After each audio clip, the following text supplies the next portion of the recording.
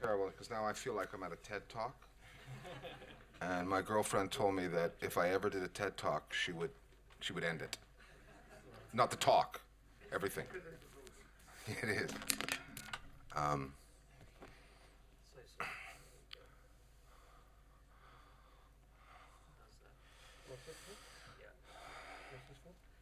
This is for the floor sound. And here. There you go. Thank you. Okay, well, I was saying that I was in Kabul in 2010 when this happened, and I was particularly, the thing that immediately struck me was the first thing that was revealed, which was a video of a terrible scene in Baghdad on 12th of July 2007, when a US military helicopter machine gunned, I think it was 10 or a dozen people on the ground, including 2 Reuters journalists. I was in Baghdad at the time, and the video shows these sort of jokey pilots and gunners shooting these people who, for no particularly good reason, they thought were rebels. In fact, they were journalists, they were children, there were people trying to rescue those who were running, and they killed them all. This was sort of an appalling atrocity. This was the sort of thing the Gestapo did in France and Poland and Ukraine and elsewhere. It couldn't be worse. At the time, we knew, of course, that the military were lying in saying that these were rebels, because a couple of them were journalists who we knew. You know, they claimed that there were rebels standing in the street with guns. That never happened because not with an American military helicopter overhead. Reuters pursued it, and it became known that this video existed, but they couldn't get hold of it. They had Freedom of Information Act. They tried to get it. The Pentagon refused to give it up because they knew it showed they'd lied about the murder of these people and these children by the helicopter. Now that's what Julian Assange and Wikileaks revealed. Crimes by governments. Issues, you know, one can pick many things over the years. I was in Baghdad again in 2014, just after ISIS, Daesh had captured Mosul, advancing down towards Baghdad. There were stories that Saudi Arabia and Qatar were supporting them, financing them. This was denied by the US government. And then you discover from WikiLeaks, this was a later set of emails of Hillary Clinton, saying we must persuade the Saudis and others to stop supporting ISIS with money and logistics. You know, so these are very important issues, and I'm sure there are others that you can think of. There is one other point I'd like to make. When I was in Kabul at that time, and I just was accidentally seeing that day, the day they came out, a US official. It was a friend of mine couldn't come and see me. Somebody else, he'd sent another friend of his along. And I said, look, this has just come out. And he said, what's the coding on top? So he said, and then when I told him, he said, well, that's actually not sort of the most classified secrets. And of course, this is a point that I want to make, was continually people are saying somehow that Julian Assange, he endangered the names of agents, he, you know, acted like a spy, etc., etc.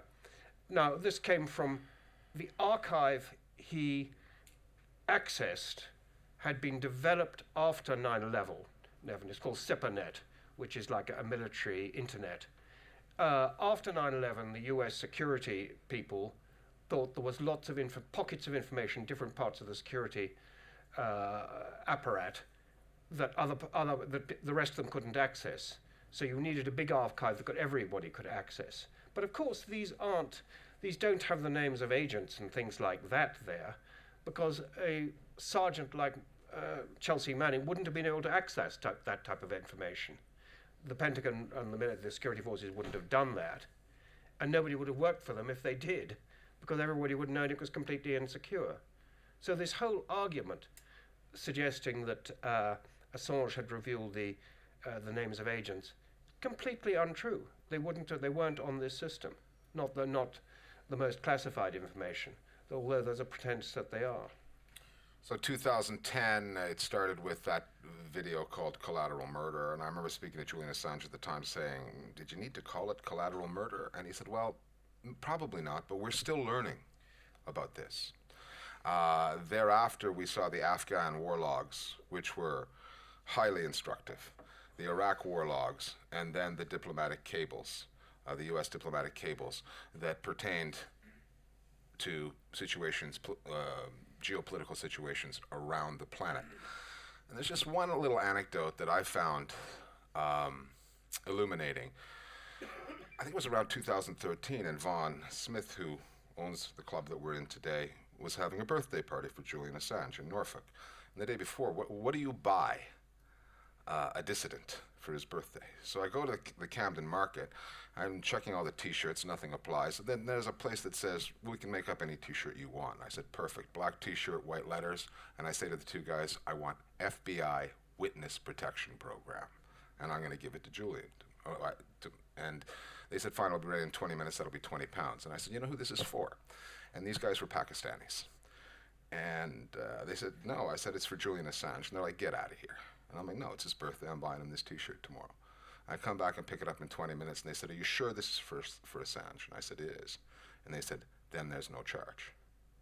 And I said, why? And these guys knew their stuff. And they said, in the diplomatic cables, 8,000 of those cables came from the US Embassy in Islamabad. None of those cables revealed anything to us as Pakistanis that we did not know. But what the information did is it confirmed everything that we had alleged and that the government was denying. There's no charge for this t-shirt. I told Julian that the next day, and I thought, that's stupid, because now I haven't spent any money on his t-shirt. And he knows this, but during that day, there were presentations by various people. And I saw people from Honduras stand up with stories like the Pakistanis had. I saw people from Colombia stand up with stories like the Pakistanis had. If you talk to Tunisians today, they will insist that without the diplomatic cables revealing all the wrongdoing by President Ben Ali, the Tunisian dictator at the time, and that of his wife, and all the characterization of that by American diplomats, which was identical to everything that the Tunisian opposition was saying, but that the Americans were denying. And I take your point on Iraq, on Afghanistan, invaluable information. But the diplomatic cables, because they pertained to everything, changed the narrative in many, many places. There's a very good argument that can be made that Julian Assange did more than anyone else to end the Iraq War. And he probably did more to end that war than Daniel Ellsberg, who was treated as a hero today in America, did to end the Vietnam War. The technology was different. Ellsberg had to photocopy 7,000 pages. Assange has had access to infinitely more information. Yet still, these misconceptions exist. And I'm in my office today, and I mentioned I'm doing this Assange thing to a young journalist who's a graduate of Goldsmith. She's very smart. And then she says something like, oh, Assange, rapey bastard. Hold on a second, Claire. And I walk her through the story. And to say that, you know, even Al Jazeera, which is very careful with this kind of stuff, you know, you'll hear on CNN Julian Assange charged with rape, factually incorrect. Even rape allegations is factually incorrect, and Al Jazeera has reported that. And I guess my question for you, Patrick, is we see media get stories wrong all the time. I mean, you were in Iraq. It's the land of alleged WMDs. You know, talk about media getting a story wrong. But has there ever been a case of the media being so off on the coverage of a story of this importance that pertains and centers on one of its own, a journalist? Or is it that they don't see him as one of their own, and is that where the issue lies? I mean, Assange has been smeared, and deliberately smeared, and this comes from governments. You know, why is he in Belmarsh prison? As if he was some sort of dangerous member of ISIS or something like that, you know, to give the impression that this is a dangerous person, that it's not just a journalist. Why do journalists not see that? There's certain things, allegations of, there are certain things like rape, allegations of racism, that you can turn somebody into a pariah without anything being proved, or indeed anything being true. But if you mention the accusation often enough, then that mud is going to stick. I mean, it's a pretty old trick. It's not new, but it's been used much more systematically these days, and certainly it's been used against him.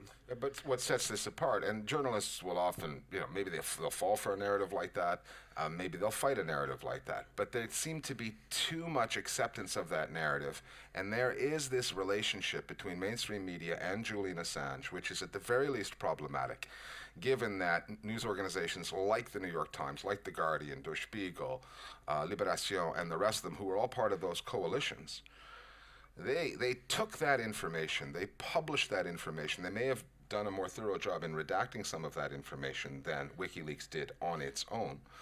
They benefited, they profited, they got the clicks, but I've seen too much abandonment on the part of the mainstream media of what is arguably their most important source of this century than would make me comfortable. Yeah, I completely agree. I think, there are a number of things. One is simple fear. They're frightened. They see what's happened to Assange. They don't want it to happen to them. They know governments don't like this. They'll really go after anybody who's pursuing this. So there are advantages then, even if they've published what Assange provided for them, they want to put a bit of distance between them and Assange. And they'll do it, some of this is conscious, some of this is unconscious, but you can sense them wanting them to distance themselves from what he did. I think there's another thing about journalists. Journalists, generalization, but journalists often want to think of themselves as sort of independent of that they find out about government, they investigate. But journalists are often a conduit of information from governments. So when you have this enormous amount of information that has been revealed about governments, somebody else has done their job and done it better. People don't like that. There's definitely an element of that.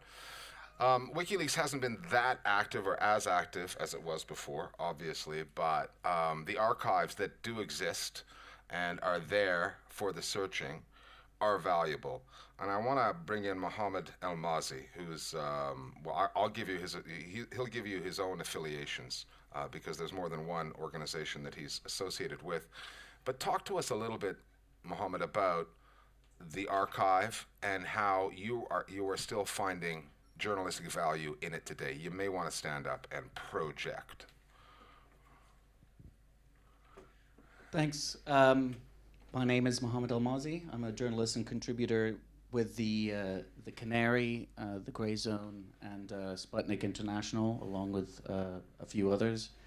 We were discussing before I came what it is that you mentioned, that anytime I want to cover any subject, including, let's say, for example, Venezuela, something's going on in Venezuela, one of the things I will do, especially if I want to have a background piece, I want to put things into context, is I'll go straight to WikiLeaks, go to its database, and I'll put in a name. And I'll see the name of the country or a name of an official and see documents. I found one document from the Carter era discussing from somebody in the embassy, I think it was the ambassador, discussing it was a country profile, and they were saying these are our lists of our strategic interests in Venezuela, and one of them was human rights, and the rest were various natural resources, business opportunities, security, etc. Although they did note at the end that there has been no follow-up on the matter of human rights. So while it was listed as like a box that had to be ticked, that person who drafted that document and detailed document noted that like human rights, it was just a single sentence saying that there's been no follow-up on the matter of human rights. Valuable context. Yeah, exactly. And that just shows, sometimes putting things in historical context can help. I mean, that's just like a very small example, but I'm just trying to pick something out of left field. Do you have any other thoughts on the hearing, on the perception and the depiction of Julian Assange in media, mainstream and otherwise?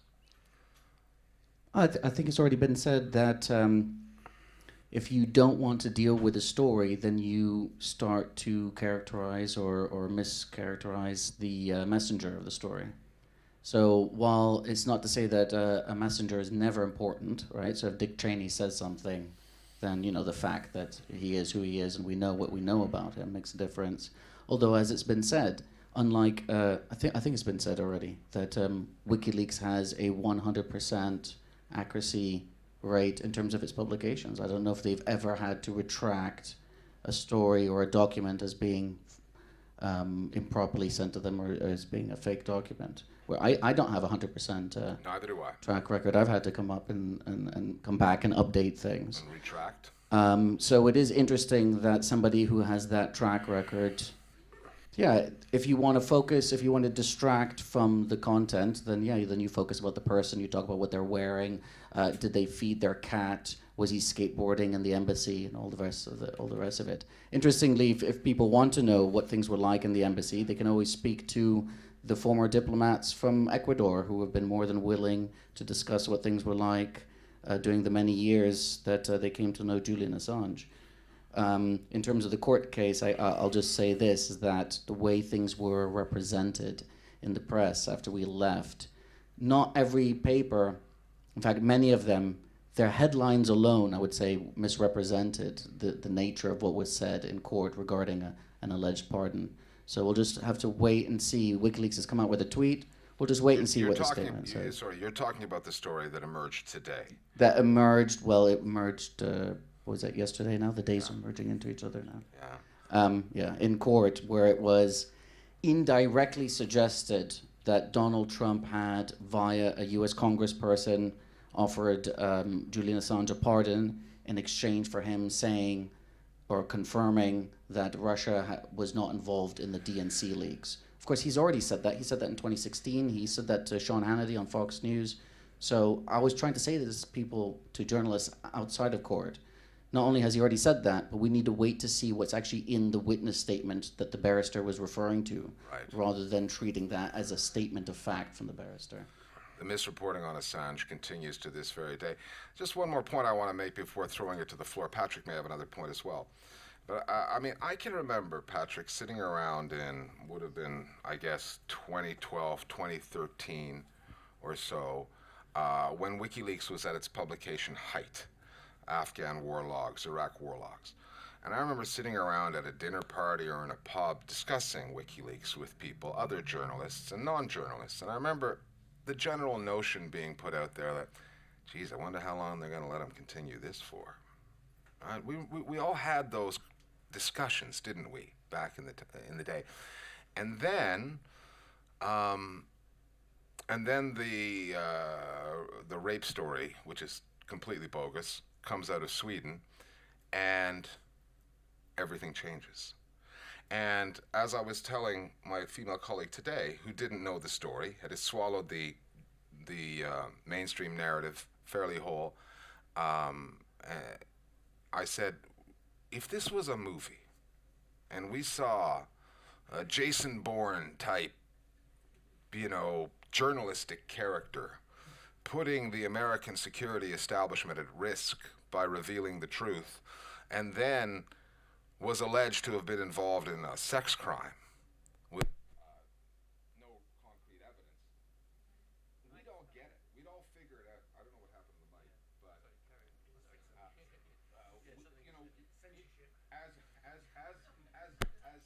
cinema goers, if we saw that, we would see it for what it is. But why is it that when it unfolds in real life, we fall victim to the ploy? And I'll tell you how many times I've said this kind of thing to somebody, and then a female or a male in some cases will say to me, "Well, you're not saying that sexual assault isn't important, are you?" And I'm like, "Of course I'm not saying that," and that's why they picked that crime, because it can undermine on so many levels that are non-political, that are personal. But I do find it curious that if we're watching a movie something that it would appear obvious to us, but when it happens in real life, people are far more confused. Yeah, and also I think it provides an excuse for quite a lot of people. I'm not sure how. I think a lot of people. I don't think we all, how many people really thought that, but it provides an excuse for newspapers, television. People don't really want to touch the story anyway because it's going to irritate the government and so forth, to back away from it. So it provides, it enables them to not, pursue this story as an attack on journalism, attack on freedom of expression, which it quite certainly is. It's also in keeping, I notice more and more, I mean, my journalistic career is quite long now, but, of systematic character assassination of people who governments don't like and so forth. That's where they're looking for some weak spot that they can go after to diffuse or give pariah status to some journalist or some television star or some newspaper. Because it's not just Assange, and we can talk about this later. This is one episode in a sort of general assault on freedom of expression on multiple levels, to my mind, and that's why it's so worrying. It reminds me of I used to know Turkey quite well. You'd see journalists had a very fine independent press, and how quickly that was sort of beaten to the ground by the government, taking over media organizations, intimidating the owners, jailing the journalists, and so forth. Freedom of expression is a pretty sort of fragile flower, and when a government wants to go after it, they can extinguish it pretty fast. And I think that Assange is, quite an essential element of this. People, notice what happened to him. They don't want the same thing to happen to them. There is an element of that. Any questions from the floor? We'll get a microphone to you. If you'd like to give a name and affiliation, feel free to do that. That's not mandatory, although the microphone is. And go ahead. All right, and we'll note. Thanks. Could you comment on the chopping up of hard disks in the basement of The Guardian and the chilling effects that had? Well, I don't remember that much about that story, but that was under Rusbridger's watch, was it not? And they came in, and that was to do with the Heathrow incident as well, wasn't it? Yeah, it was Snowden related, and Glenn Greenwald's partner, Miranda, was pulled over. I get the feeling you want to comment on it. Not particularly, but I think it's, although it's not directly Assange, it's very much about the same kind of story.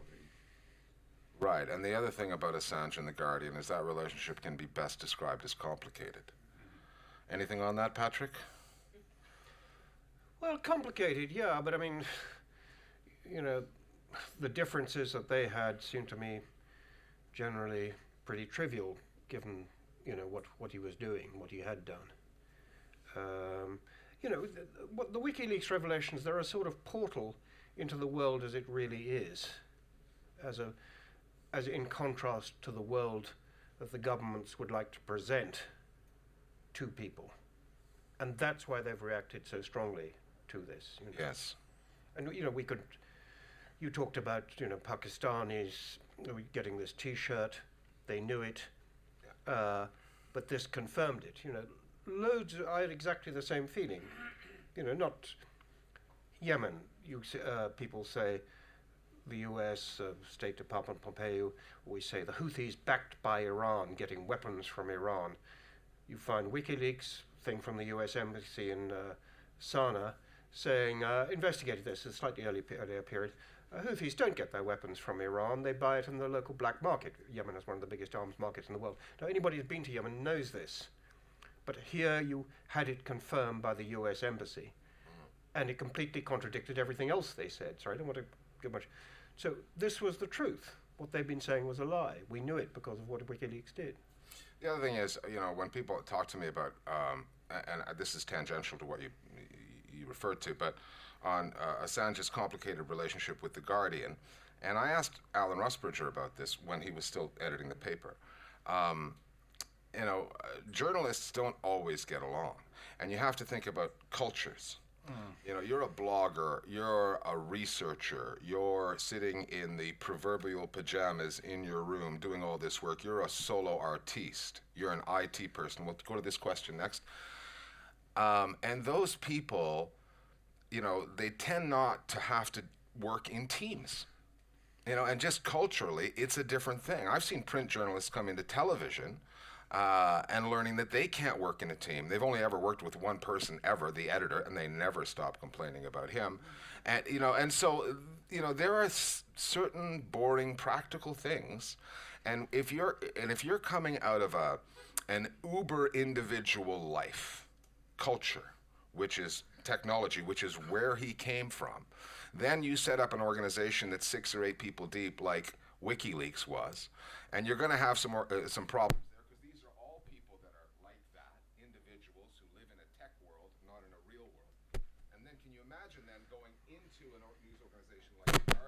And then trying to get along with them. So there are some quite pragmatic, quite mundane reasons why journalists of Assange's ilk do not fit easily into systems and organizations like The Guardian, even as a collaborator. We have a question here? Yeah, thank you very much. I was, this is many years ago, this is pre-internet, I was once warned that because I'd criticized a foreign government, that my name and somebody, a national of that government, said they were concerned that the government would pass my name and address to terrorists, with the obvious implication I could be in danger. 2 short questions. You said that the mud sticks thing on the alleged sexual allegations, you said they're completely bogus. What indicators do you use to decide they are completely bogus? And second point, slightly off topic, I apologize for that. I saw a report today that a senior person in the OSCE has raised an issue of journalist freedom today, saying we must not forget Jan Kuciak and his fiancée. This is the 2nd anniversary of their deaths. Slovak journalists. Yes. Is there any indication that the media, and particularly perhaps the fully international media, which operates in several languages, going to take that case up? Because I feel there's a danger that because it's not as familiar for the English language audience, that might also get forgotten. Thank you. I can't answer that question, but there are burgeoning problems in many Central European countries on the journalism side. Slovakia is one of them, Poland's another, Hungary is even further along. I think that when it comes to significant action being taken by the authorities, that would have to come through the EU. But the problem with the EU and journalism is they're very good at demanding certain journalistic standards of countries that are applying for EU membership. Your journalism has got to be in good shape for the, and the EU can repel you or refuse your entry application if your media isn't up to the standards of freedom that are contained, that are held in Brussels. But once you're in the EU is virtually powerless to do anything. Look, and the Turks will complain about this. They will say to you, okay, no matter what you think of Erdogan and what he's done with the Turkish media, we're being lectured to by Brussels while, and this is while Berlusconi is in power, controlling 4 of the 6 television networks in a founding EU state. You were saying about the mud sticks, I forget. Basically, what conditions do you use to decide? You said that the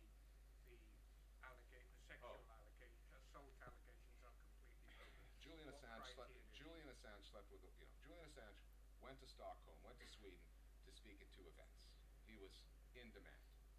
He was put up after both speeches in homes of people who were involved with the organizations that had invited him. Both of them were women. The first one was in Stockholm. He stayed there that night. They had consensual sex. In the morning, she had an issue with him not using a condom. Later that day, when Assange is on a train, later that day, they attend a barbecue together, a bunch of people. The woman tweets a photograph and says that she's at a barbecue with the coolest people in the world. Now, women who feel that they've been sexually assaulted, they don't have to come up with that story on day 1 or day 2. They are free to reassess later, when their minds are clear, and they are completely free to bring allegations to the authorities. That is not what happened. He gets on a train, goes to a second city, thinking it's Gothenburg. I may be wrong. Again, put up by the organization. Again, a female. Again, they have sex, and similar occurrence. The next day, female number 2, when Assange is on a train going back to Stockholm, where he's going to stay with female number 1. Female number 2 phones female number 1, who says who she knows, and says, "I understand Julian's staying there tonight. Just want to let you know that we slept together last night and had sex, so maybe you don't want him to stay there." And she said, "No, in fact I do." A few days later, the 2 women, having compared notes, were disturbed by what happened. They went to the police in Stockholm. They did not go with allegations of sexual assault of any kind. They went with a question, which was, do we have the legal right to compel this man to take an STD test for sexually transmitted diseases? That is what they asked for, and they asked for nothing more.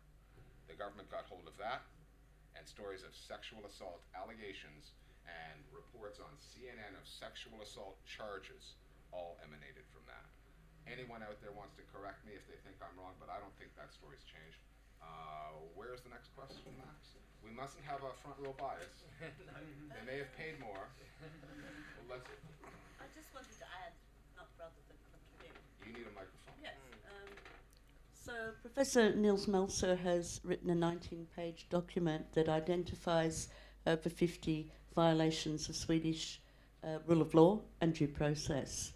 You could read that, but one of the most serious things was the police officer actually changing one of the women's statements, actually signing it. Woman SW didn't sign her statement, a statement at all, and that was modified in a way that whereby the case could be reopened. That was the police officer. Going to the press as well. That's against Swedish law, but there's over 50 of those. Yeah. And let's not forget the context. Sweden has a reputation for being a benign social democracy that treats everybody well. This was a rendition country. Americans who were rendicting under extraordinary circumstances in the post 9/11 world, all kinds of suspects who had nothing to do with anything. We've all heard those stories. One of the countries that those people were being rendicted through was Sweden. That country is not as cuddly as most of us have been led to believe. Thank you. Again, Yeah. anyone wants to throw out a name or an affiliation? This is the last front row Last question from the Frontline Club. How do you feel about that? You want one? Well, no, yeah. Okay, I didn't see you. Back after this. Didn't see you sitting there. And I'm Joe Lauria, editor-in-chief of Consortium News. This is Kathy Vaughan, the executive producer of our webcast. On the informant, it's about revealing names of informants. Now, if you look at the indictment, the list of all the statutes that he allegedly violated, there's nothing about informants, because it's not against the law in the U.S.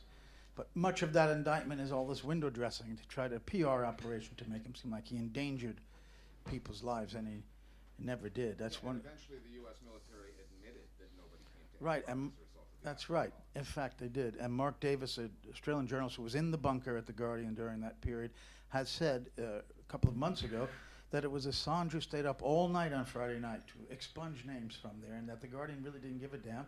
He also alleged that the New York Times had misled him, wanting Wikileaks to publish first, so they would be more at risk and that the Times could say we only repeated what they said. But I have a question. This case, it's not hyperbole, I think, to say that this case really goes to the heart of defining Western, or at least US and British society. Are we, as they're acting the way the most aggressive totalitarian society would, like Slovakia, let's say, or others, against a journalist who's revealed truth like that. Is it too much to say that this case is so significant that it would help define whether the US and Britain are really democracies or not?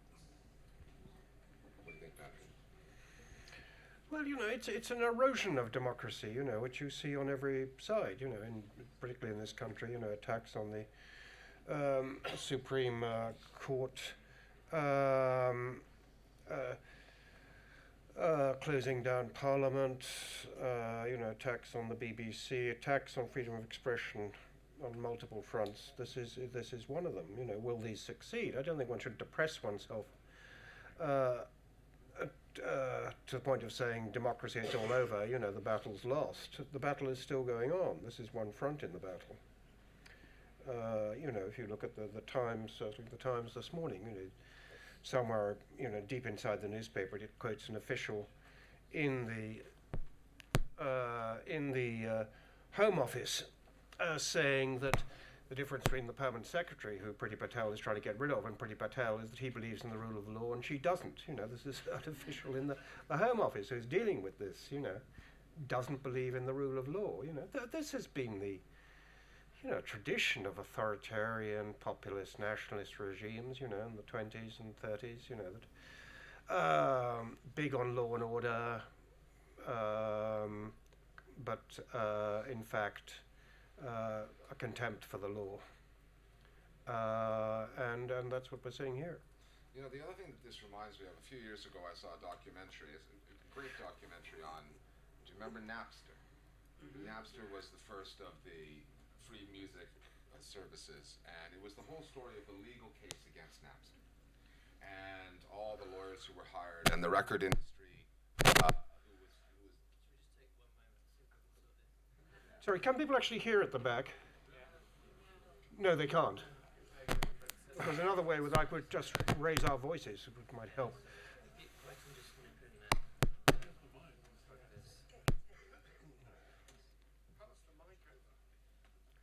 Do you run to a mic? I'm going to tell this story without the microphone. So this documentary is a great documentary on Napster, and it's a war between the music industry, which has never had to deal with this kind of thing before, and 6 guys in Boston who've got the technology figured out, and the market, which is hungry for free music. And the legal case follows. Metallica gets involved, a bunch of other bands get involved, and eventually Napster is taken down by the American courts. And there's the video of all these music industry lawyers in Los Angeles clinking their glasses. Well, that's sorted. What kind of shape is the music industry in today? Their problem wasn't Napster. Their problem was the technology, right? And the Pentagon's problem isn't Assange. It isn't Wikileaks. It's the technology. But that's what happens when you have developments like this and authorities are trying to control them. They personalize it down into someone, and I think in certain respects they may actually even believe if we put this guy in jail, we're going to solve our problem. Well, until they jail the technology, I'm afraid they're in for a disappointment. Where's our next? Are you so sure about that? I don't know. People always like to think, oh, you can jail one person, you know, but others will come forward, you know. Because I deal with the Middle East, where they're in the habit of jailing people, particularly journalists, and shooting them for that matter. It does work if you do it often enough. You'll frighten people. You'll frighten the people who own newspapers, radios, everything else. And you'll close it down, or you'll close it into a small minority. It'll become a minority thing, you know. The authoritarian countries, they have, you know, one sort of vaguely free newspaper, sometimes in the English language, so they can go to all the embassies to give the impression that the place isn't a sort of Moscow Times. fascist dictatorship. Yeah. The Moscow Times. Where's the mic? Hi, Norosovar, a private citizen, no affiliation. Just a couple of questions. One is, given the content of WikiLeaks and the way Julian Assange has been treated, what does that say about United States foreign policy, number one? And number two, can the battle for the truth ever be won? I don't think it tells us anything about American foreign policy we didn't already know, because it's happened under administrations of both political stripes. Can the battle for truth be won? I can provide you with no concrete answer, but we're all here for that reason, and we must believe. I have nothing more profound to say about it, or profound at all to say about it. Can I make a point? Actually, a little bit of family history. My father was a journalist on the Times between, I think it was 1928 to 1933, when he resigned from the Times because he didn't like their editorial line, and set up a little publication newsletter called The Week, which was quite famous in its day. It had lots of scoops and so forth.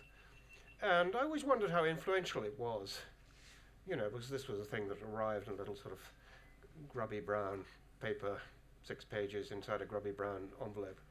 And then in about, when was it, 2003, I applied to MI5 for his MI5 file in the National Archives in Kew.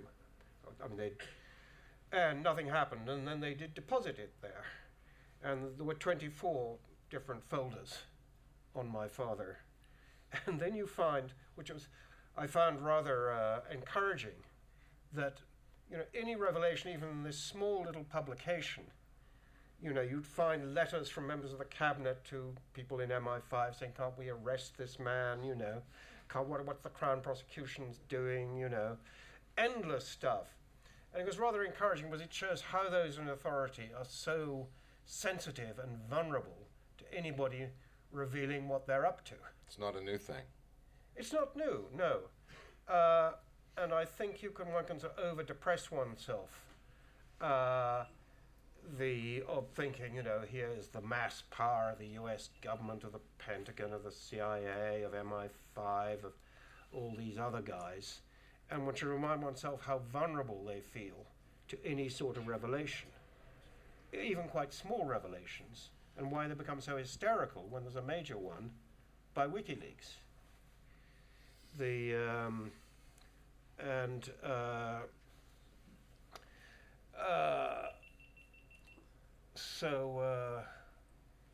My father was saying to me that, you know, the saying that the battle goes to the big battalions is put around by big battalion commanders in order to demoralize people who've got small battalions.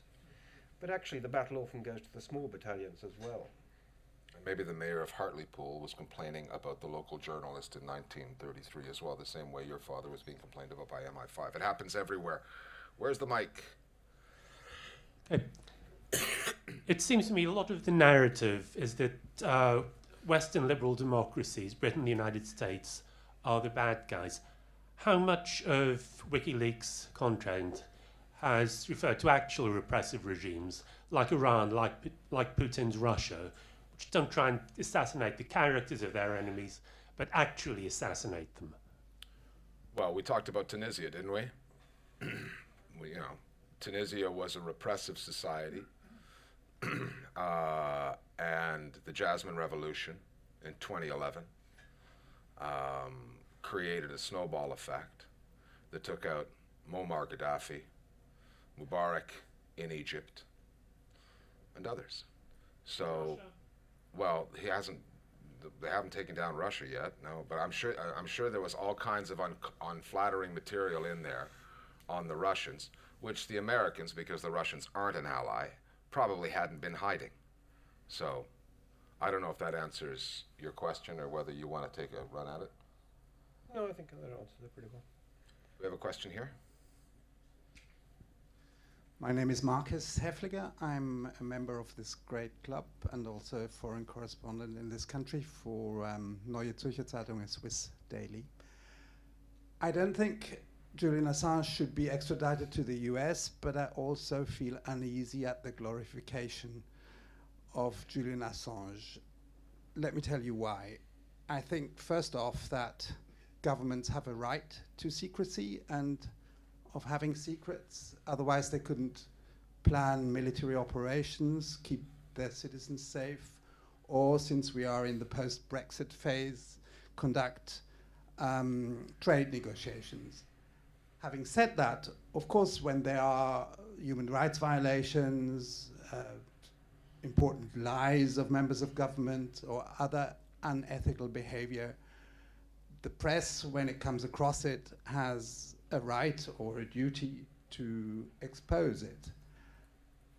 But it should be done, in my view, on a case-by-case basis, and it should be accompanied by the probing of the journalists concerned, whether they should weigh up whether the costs to infringing on secrecy is warranted by the benefits of exposing a crime. And in all the cases that we know, like Pentagon Papers, this was done by journalists, and they struggled with the question whether they should go ahead and could go ahead. WikiLeaks did nothing of the sort. They published secrets in bulk, wholesale, without probing it. Now, to me, this is not journalism. Well, let me just say real quick. I would be happy to leave Julian Assange unglorified if the authorities left him as a free man. There are narratives out there that are being peddled which are not based in fact. And when you say that Julian Assange published material with no regard to the impact, that's false. During the publication of both the Afghan war logs and Iraq war logs, the New York Times and other American partners of WikiLeaks went to the Pentagon, talked about material that they wanted to publish, consulted with the security people there, took advice, and then made decisions. Julian Assange and WikiLeaks attempted to do the exact same thing. The same officials at the Pentagon who were happy to talk to the New York Times, The Guardian, Der Spiegel, and the rest of them refused to provide WikiLeaks with the very same guidance they were providing mainstream news organizations. It's a false rap. Have you fallen asleep? No, I was a bit surprised somebody said the glorification of Julian Assange. Seems to be that the main theme has been the sort of smearing of Julian Assange. I think you're just mistaken on saying he's been glorified. Quite the contrary. I mean, it's fairly sort of systematic character assassination to my mind. I also don't have the same trust in governments. And why are they so angry? I don't think it's because this has impeded their activities, their legal activities. I think what enrages them is that so many things that they were suspected of doing, is suddenly their own people are admitting that they did them. That's why they're so angry. The microphone lives where? Yes? I don't want to speak for too long, so I think there's lots of other people. My name is Imogen, folks. I work for the BBC. I'm the BBC's Geneva correspondent. And I don't think Julian Assange belongs in Belmarsh prison, but neither do I think he's a saint. And neither am I. I'm a little bit concerned at the start of the talk from both of you that you were using this term mainstream media, and you were kind of subtly suggesting that journalists are either frightened or jealous. There are elements of both. Well, yeah, maybe I could speak for, because you've had quite a long time.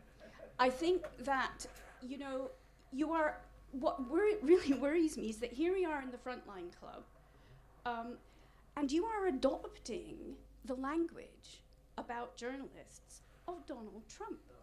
And you have this is how you started, and that dismays me. It really does dismay me. I'm not criticizing Julian Assange, it's just the way you have gone about his defense worries me. I don't think we need to make the case in that way.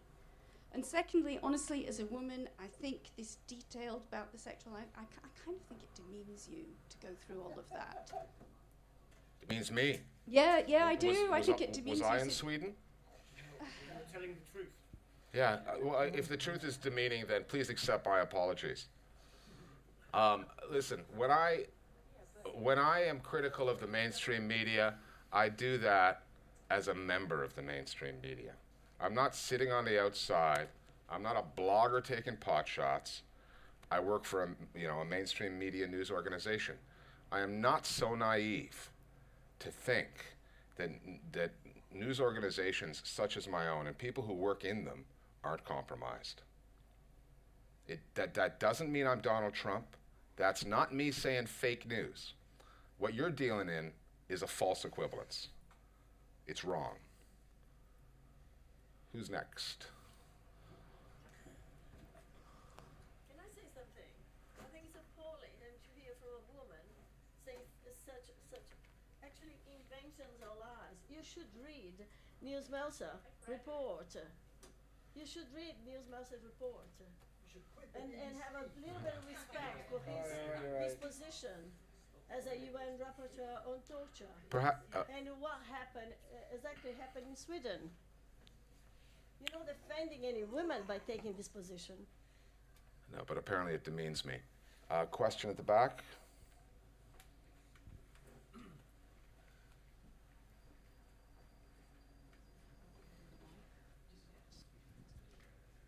Julian Assange case is not a glorification.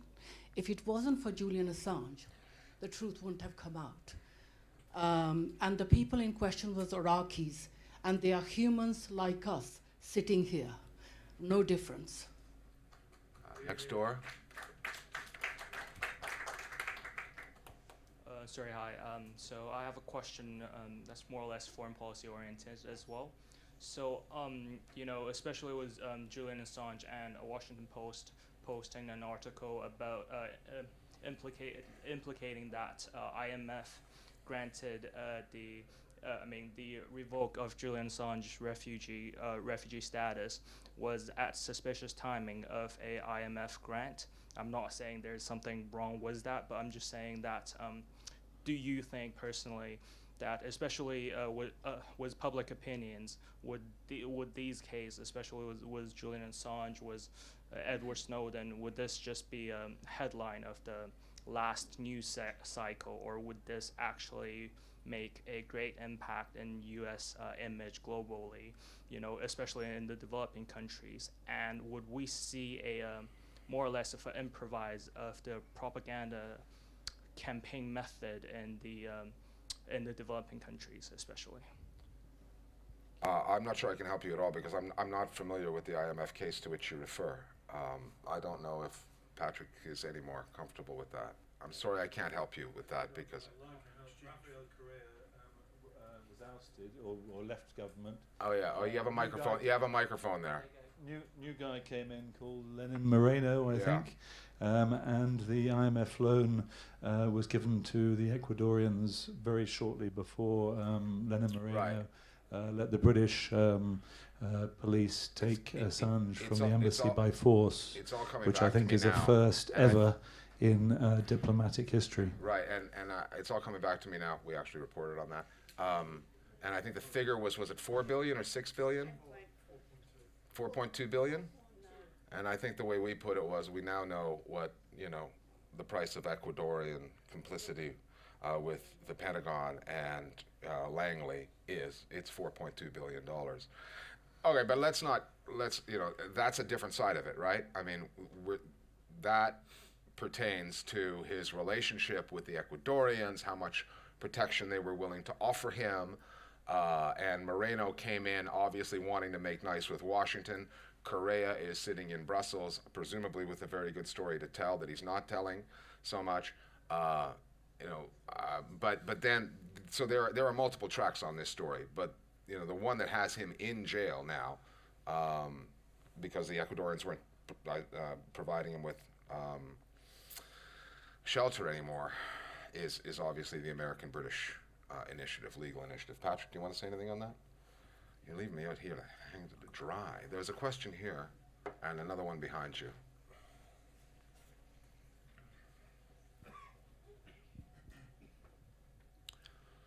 Two questions, if I may. Firstly, in your view, why has Assange and WikiLeaks made such a big impression and changed your world so much? Is it his ability to get hold of information, or is it his ability and WikiLeaks' ability to disseminate it?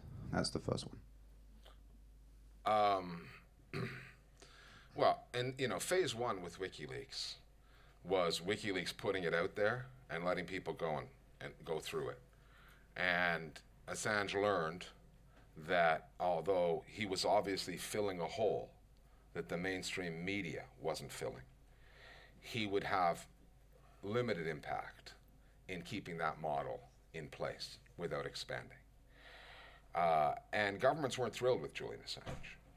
But the timing of the court case and all the aggression, official aggression from America, coincided or followed his combined work that he did with mainstream media. So they didn't like him while he was putting this stuff online and making people like you and I go look for it. They learned to hate him once he was feeding these mainstream news organizations and putting those stories in front of millions of more people than would bother to go look for them themselves. I don't know if that helps. My question was more, was the information that WikiLeaks have been putting out there information that the rest of the journalistic establishment was not able to find or access, or simply they were not able to put it out there for whatever reason? Well, they clearly couldn't access it, And one of the good things about it is that you have the whole of these cables. They aren't sort of little bits of information. You can see the context of what's happening from these. You may remember some time ago, I think it was the Daily Mail published the telegrams from the British ambassador in Washington, which were critical of Trump and who then attacked the ambassador, who was then withdrawn. These weren't, these were just parts of the cables, so you couldn't see the context in which they took place. So actually what WikiLeaks did was much, in a sense, more honest or much fuller account of what was happening. And by the way, I didn't notice the person at the Daily Mail who got hold of these British cables being had up. Were they? No, I hadn't heard of that either. It's funny that, isn't it? It's hilarious. And these, of course, contemporary cables. They're not like most of what WikiLeaks published, which were of, went years back. So so you have the whole cable. So this gives you a real picture of what was happening in Iraq or Afghanistan or Pakistan, and what governments really knew.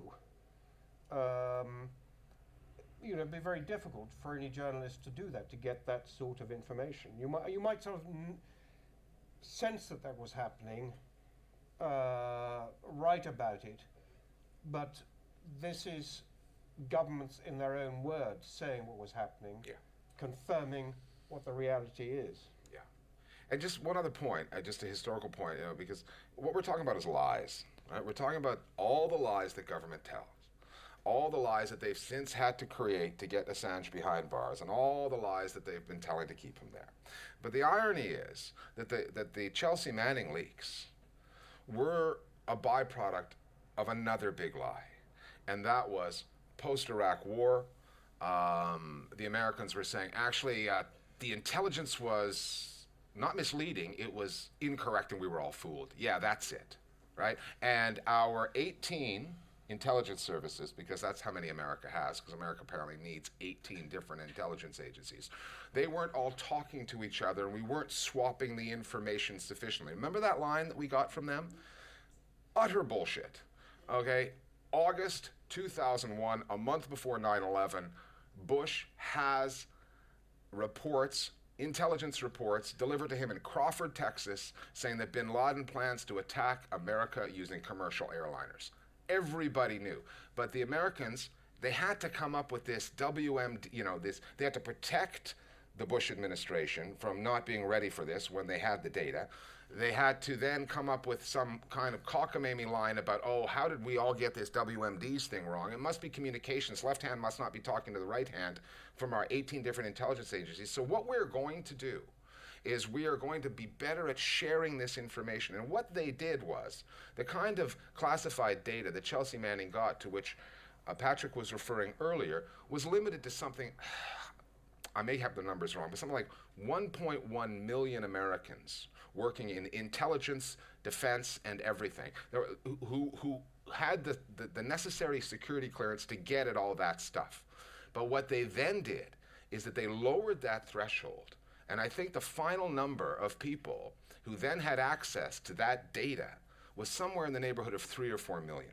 So by a factor of 100 or 150%, they're increasing the number of people who have access to this and therefore exposing themselves to far greater risk of leaks. Chelsea Manning, sitting in Afghanistan, in that position, prior to 9/11, well, he wouldn't have been in Afghanistan, nobody at his level would have had that level of clearance. But because they lowered the threshold, a whole lot more people came in. Manning then provided Assange with all that information and just putting the lie to so much of American foreign policy and the stories we were telling as a result of another lie that Americans were being fed in 2003. You see, governments have a problem, I think, that they have their official position on this. They say something's happening in Iraq or Afghanistan and so forth. But then you've got your own apparat, and you can't have them operating on the basis of the untruths that you've been telling the rest of the public. So you need to have a band of information which is true. And it can't be just held by a couple of dozen people. You have to tell all your guys if they're fighting a war in Afghanistan. That's why they lowered the bar. They actually had to know what was really happening rather than what the government was actually saying. So there was a sort of, the fact that they did this was kind of an omission, that they had to get true information to their own people. It's very difficult. There are lots of things as a journalist, very difficult to prove it. I was in Mosul during the 9-month siege of Mosul. Around that, you knew that they were bombing, the Americans were bombing everything. You knew there were heavy civilian casualties, but very difficult to prove that. Now, occasionally journalists can do that. There was some guy, people I know on the New York Times magazine, spent months going villages around Mosul, interviewing people to see how many people had been killed compared to what the US Air Force said that they'd done. In one town, a place called Kayara, south of Mosul, the US Air Force said they'd killed 1 civilian. Real figure, 43 dead, mostly women and children. Very difficult to prove that, but that's the sort of thing that Wikileaks, has the government admitting this. Often you'll suspect this, but you can't quite get it, but they'll lie the whole time. We all know it's much easier to tell a lie than to disprove a lie. That's why people lie so much. And it's very difficult to disprove it. And that seems to be what WikiLeaks did. That's why they're so angry. And the idea that, as our Swiss colleague said, you should leave it to governments, and wait and balance They'll what's tell good us, or bad, Well, governments always think anything negative about themselves is bad. Erdogan thinks anything that is negative about himself, therefore, is good for the Kurds and others, people who are opposed to him. And they're, of course, terrorists. Therefore, people who report this are terrorists. They put them in jail. It's naive, extraordinarily naive, to think that governments applaud any sort of negative information about themselves. It also reminds me of some stories over the years. Friends of mine, colleagues of ours, and I'm sure colleagues of yours have done the same thing. They've gone to go work for governments, and they may have covered foreign affairs or something. And they go work with the department responsible, and on the way in, they're like, "Oh, this is good. I'm going to get to learn all those secrets that I, as a journalist, haven't been able to get." Rubbing their hands, and they go in and they go for the briefings, and they learn absolutely nothing they didn't already know, but they're simply having it confirmed. So the information's out there, we can all get at it, it's denied at an official level, and therefore no action is taken. One of the great fringe benefits of having WikiLeaks was we didn't have to actually take a job in the government to find out what, to find out that what we knew was basically everything. And again, he didn't tell us much we didn't know. He just confirmed for the people in Tunisia, in Honduras, in Pakistan, and all those countries, the stuff that they did know, and he put the lie to what the officials were giving in return. That, to me, is the enduring value. There's another question at the back here.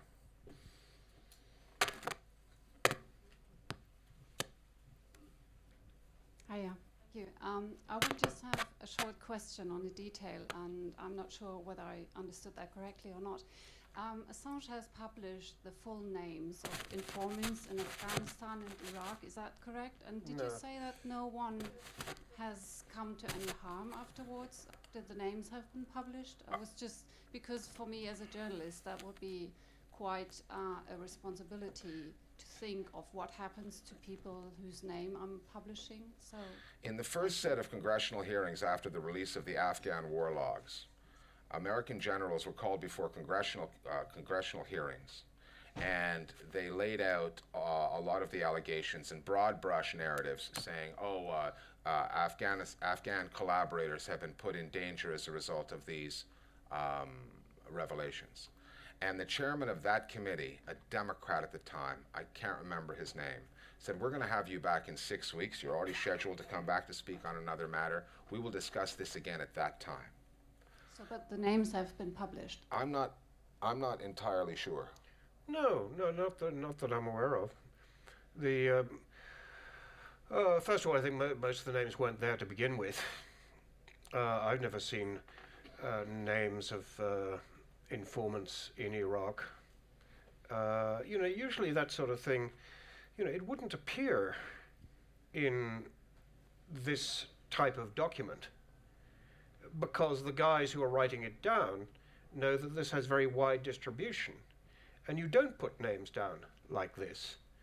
There are other military security nets aside from SIPRNet that they do that, the DIA and the CIA use, but not this one.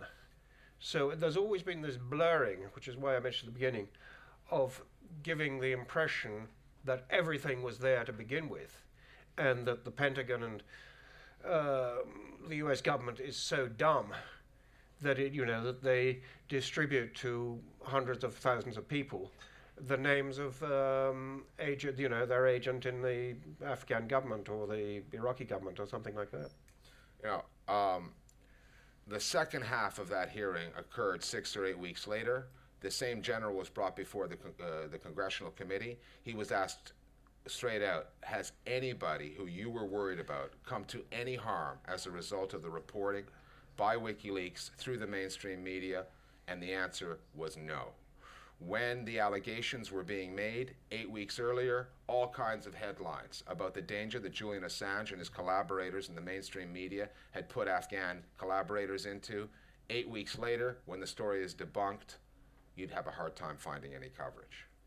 But that is the US military telling a congressional committee that nobody in Afghanistan came to any harm as a result of the work that Assange and WikiLeaks did. There's another question right here. Is there anything that Julian Assange has done and published that you would be critical of? Nothing that I can think of. There probably is if I looked through every journalist ever written, I'd find something that they were critical of, that I'd be critical of. But, the point I'm making is that overall, as I said, what the WikiLeaks revealed, it does show how governments actually really work. This isn't hero worship or glorifying. This seems to me just an objective fact, and that's why there's been such a sort of negative reaction on the part of government and security forces. I wasn't crazy about some of the things that they revealed from their Russian sources during the 2016 election campaign, but given the context, I probably would have done the same. He was being persecuted by the US government. Hillary Clinton was part of that. He's got an election. Hillary Clinton wants to be the president. he released information that was damaging to her. Accurate information about internal communications within the Democratic National Committee, how they were stacking the odds against Bernie Sanders, all of which has been confirmed. When it first came out, I was a little uneasy about that. But if I'm in his shoes, living in an embassy, my freedom denied, I'm probably not really worried that much about what Donald Trump is going to do to America, but I'm probably taking what Hillary Clinton, as the Secretary of State, is doing to me quite personally. Another question back here. Hi, I'm Deepa Govindarajan Driver. I'm a lecturer, a university lecturer, and my question really is, isn't the case of Julian Assange really, as my colleague Catherine Brown puts it, the weaponization of positive ideals towards negative ends, whether it is the protection of women, as though the rape and children and murder of children and women in Afghanistan and Iraq don't count, whether it's the intentional vilification of Julian saying he was free to leave the Swedish embassy, when in reality we knew there were real plans between, as Stefania Mauriti's Freedom of Information requests have revealed, plans between Sweden, Britain and America to extradite Julian. And then the proportionality of the attention really given by the media to Neil Smeltzer's work, and whether the media has covered it in the way it should be covered. And lastly, the protection of whistleblowers such as Chelsea Manning, and what has been done really by the media to engage with that, given all these supposedly positive ideals about protecting women, being interested in protecting sources. What about all these other people who were raped, murdered, tortured? And I'd like to really ask this audience, because this is full of people whom we respect and we trust and we listen to in the media, what they are going to do to change the narrative next week when a man is being tried and should not be persecuted for a crime he didn't commit.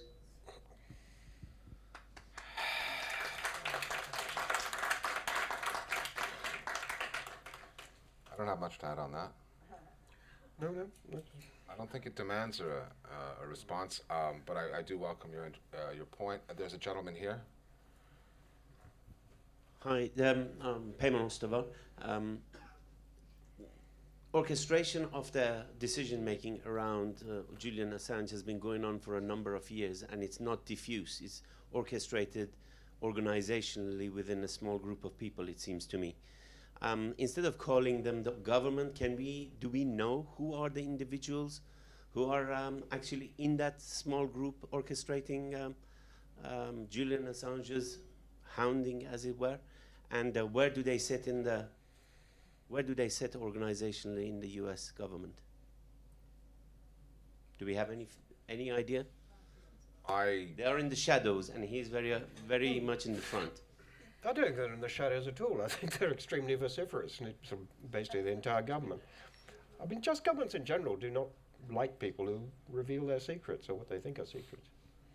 Yeah, and what I find continually, obviously depressing and upsetting, is how quickly journalists turned against this guy. And yeah, we know that Fox News is going to do that because that's what they do. But it was the others. And I think there are a few stories that show quite so clearly the compromises and proximity that mainstream media organizations have, their reliance on access to that Pentagon briefing, to that White House briefing, than a story like this one. You know, because all of the, happy to publish. In the New York Times, for instance, I mean, on, I think, day 1 or day 2 of the New York Times jumping into bed with WikiLeaks on the Afghan war log story, the left-hand side of the front page had all the revelations about Afghanistan, and just bomb after bomb after bomb, the kind of reporting that no one had before. They saw the news value of it. Yeah, they went to the Pentagon, they cleared it, or they had the chat and decided to publish what they wanted to publish. On the other side of the front page was a equally long column, an editorial, a news piece an editorial in the guise of a news piece written by a journalist named John Burns, who you will be familiar with, a Canadian, who worked a long time at the New York Times. And it was basically a hatchet job on Julian Assange, talking to a bunch of critics, the people he had fallen out with at WikiLeaks, including Daniel, who was his partner, in the organization. People talking about his eating habits. People talking about Julian Assange's problematic body odor. And I don't think we've ever had a finer example of the compromised position that Julian Assange put news organizations into. Remember, this is the New York Times. They published the Pentagon Papers, all right? And they cannot deny the news value. Their competitive instincts, their journalistic instincts, and that nonsense about all the news that's fit to print on the banner, that's all taken care of on that side of the page. But at the very same, in the very same paper, on the very same day, they feel the need to take their source down. It's like the Times printing all the Pentagon Papers material and then doing a hatchet job on Ellsberg on the other side of the page. They didn't do that. And what they showed us on that day, in the clearest possible way, was the compromises that organizations that still, have a lust for news, the compromises that they must go through to function in America today. We're just about done here because Max likes to wrap it up by 8:30. We have a question at the back. Go. I just had some comments. I think what I understood was kind of who was prosecuting him, and the prosecution is the U.S. attorney, and it's our taxpayers that are paying for it, for his prosecution. But I think WikiLeaks has to pay for its own defense. There was something also about which things WikiLeaks decides to report on, whether it's the actual regimes that are very dangerous, and Iran, etc. I don't think WikiLeaks does that. It doesn't kind of choose what to report on. It has an open Dropbox in which people can anonymously put information about anything. And the reason I think other journalists don't take up that approach is because usually there's thousands of documents that I put in there, and they kind of put them to journalists in certain areas according to their expertise, who decide what is redacted and what is not. And in fact, even with the Iraq and Afghanistan war logs, a lot was redacted. I think something like 50,000 of the original 90,000 documents were put out. So there was a lot of redaction. There was a lot of talking to journalists, a lot of decision about what should be put out, what shouldn't be put out. That was it. I think I wanted to also ask... just one more point. Yes. Name me a major news organization today that does not have a WikiLeaks-style Dropbox on its website. They all do. Again, their problem was not Assange. Their problem is the technology. Sorry to interrupt. I think the question was, is there a way of making Julian Assange a hero again via the media? Or do you think this speaks about a problem of our own worldview, in which we've been raised to have, heroes and villains, and in some sense we're almost attacking Julian for not being the hero that we wanted him to be? Is there any way that the media can effectively still separate a person from the issues that surround him? Well, a white cowboy hat would help. No, I take your point. It's a serious point. Look, I don't know is the short answer. I think when the smear is this comprehensive, when people have been banging their heads against the door, trying to get the truth out with facts. I mean, I send them out to my friends. I say, this is a 7-minute read. It'll clear up every misconception you have about Julian Assange. They don't bother to read it. They'll sit and they'll watch a Bourne movie for 2 hours. Or they'll sit and they'll watch a film about journalism like Spotlight for 2 hours. And then they'll feel good about themselves. They'll clink glasses afterwards and say how important the institution is.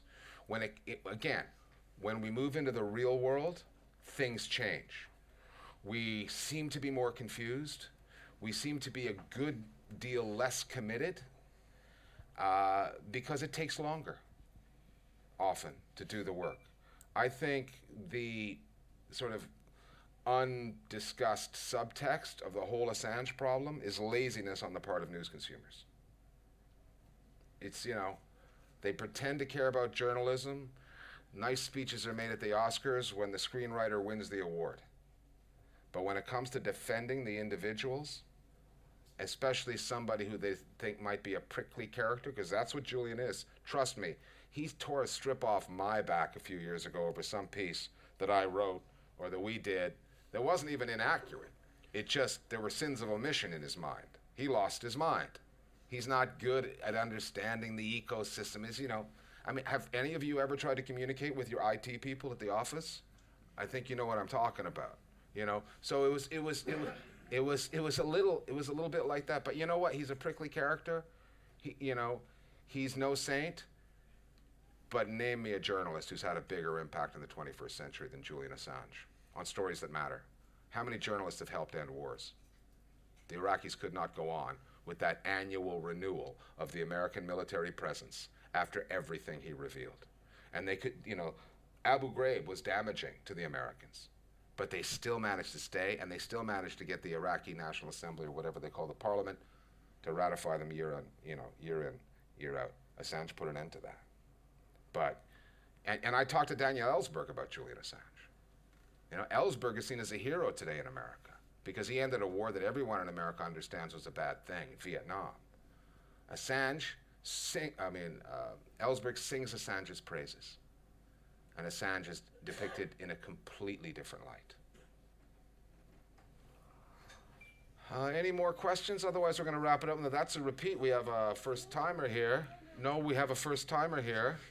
And she will precede you. She will precede you. I'm the chairman. I have the ultimate power. Thank you.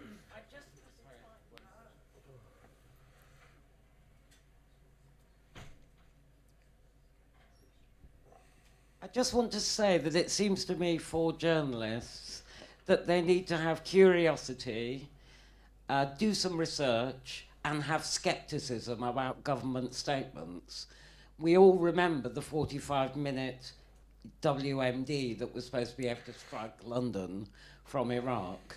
And many, many journalists swallowed that. And many, many journalists have failed to do research on Assange, are prejudiced against Assange, and are completely lacking in curiosity about a man who's just up the road in Belmarsh, in solitary confinement most of the time, against human rights laws, his health failing, as has been shown in the letter to the Lancet from many, many doctors this week. Have you no curiosity, the people who said, you know, we've glorified? Today, we haven't glorified him, we've told some truths for a change. I think journalists need to retrain. You want to give it I think they wouldn't be here if they weren't curious. Yeah, Max, the microphone here, please. And I think this may be our last question because we wanted to wrap this up at 8:30. It's not so much a question. It's just to raise the awareness because it's happening all over the world, especially in South America. What is being used against Assange is lawfare. It's something that the lawyers have been maybe not talk so much about here, but it has happened in my country, in Brazil, against Lula. And against all democratic governments that want to do something a little bit better for their people. It has happened in Ecuador against Rafael Correa. That's why he had to go and live in Brussels. And it's been happening in Bolivia, has been happening in Chile, Argentina, with Kirchner. So this is something that when you don't have anything against any crimes committed, so you invent a crime and you completely destroy the character of the person in power. It doesn't matter if it is a political figure, if it's a journalist. It has happened with Greenwood because he's disclosed the truth about the car wash operation in Brazil. And it's been happening all over. We need to be aware of it. And journalists especially, please. It's happening in the Philippines right now. It's happening in the Philippines right now with ABS-CBN, which is the country's biggest broadcast network. Duterte is trying to put them out of business using a form of lawfare, as you pointed out. Well, in the absence of any more questions, just one over there. This will be the last question, if that's okay. I'm not a journalist, actually. I'm a translator. But I read John Pilger's very, very good article in Counterpunch, and he talks about, you know, what might happen to Julian Assange if he gets extradited and goes in, is on trial in the States. You know, he could go into the very dark American prison system and never be heard of again. And whatever you say about him, like him or not or anything, he does not deserve that. We should be very grateful to him, as you said. But what can we do, just ordinary people, now? Or is it too late? Is it just all done and dusted and that's where he's off to, down into the bowels of the American prison service? Saturday, 11:30, Australia House. You want to elaborate on that a little bit? Curious people apparently have turned up so they can find out. No, well, it's not a secret, so perhaps you should announce it. The Don't Extradite Assange campaign is organising some things. Twitter is @DEA campaign, Facebook is @DEA campaign, Instagram is @DDEA campaign. On Saturday, as the gentleman was saying, we have Chrissy Hine, Roger Waters performing in Parliament Square. There's going to be a march that goes from Australia House to Parliament Square, where there'll be them performing. There'll also be Yanis Varoufakis speaking, Vivian Westwood will be speaking, MIA, Loki, Brian Eno, etc. So turn up and show your support, because essentially also what's transpired over this case is that the First Amendment doesn't apply to foreign nationals of the US. So if you're not American, anything you say that they find unsavory, unfavorable, you could be called into extradition or be targeted for attack, etc., and be considered lawful. So this affects all of us, and we have to protect our own freedoms. Also at Belmarsh, there'll be protests when the first week of extradition hearing starts, which is this Monday. There'll be a protest at Belmarsh on Monday, and there'll be protests every day of that. It will be adjourned for a few months because the prosecution is off to defend a big murder case in Ireland. I'll let you guess which one that is. And in May, it will start again, and there'll be other protests. So basically, DEA campaign, Don't Extradite Assange campaign. We are putting stuff on. We have to build up support. We have to build up as many people as possible to fight this attack on the right to know. Thank you for that. Perhaps we'll see some of you there. I want to thank Patrick Cockburn of The Independent. I want to thank Max Massenbach for getting us organized tonight and handling microphone duties. And we'll see some of you in the bar downstairs. Oh, sorry, Adam has something to say?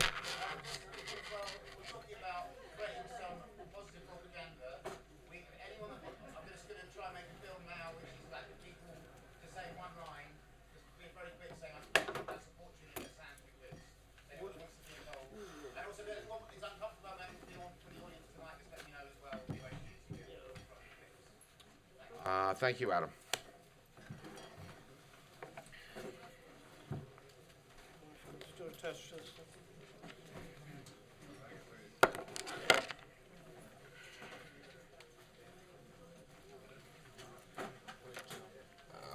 You are liberated.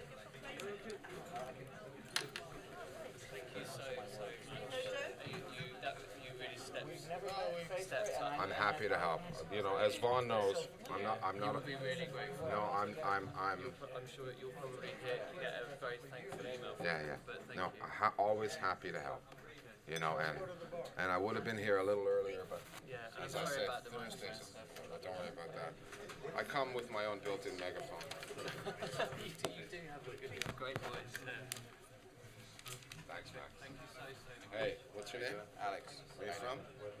No, not a German. Where you from? Your accent? I'm English. But I've lived all over. Yeah, what else is in there?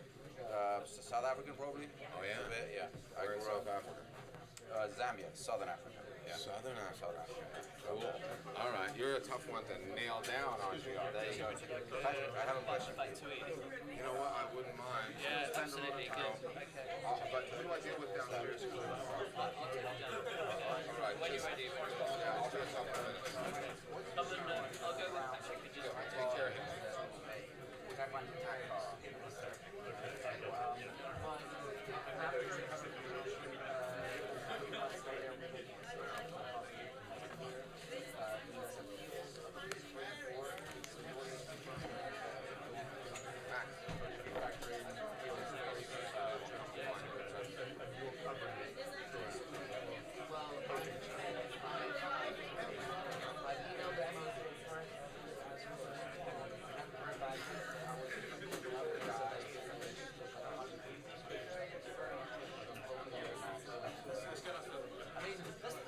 How badly things are organized. Nobody is, I email the Willis Crown reports, and I email Westminster. Normally you don't need to register. And then I went to one of the journalists that they're saying go to register. So I the Willis Crown report. Nothing, no response. The Westminster Magistrates Court, there was actually the extradition branch of Westminster sitting out there, my nothing. Then somebody else says actually there's MOJ press officers. Or do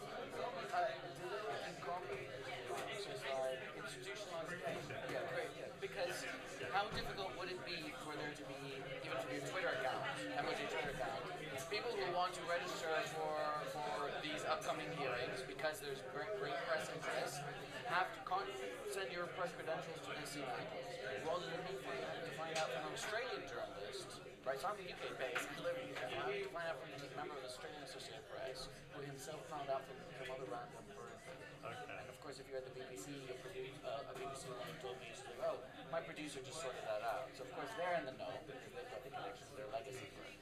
Everybody else is scrambling. Okay, thanks for that. No problem.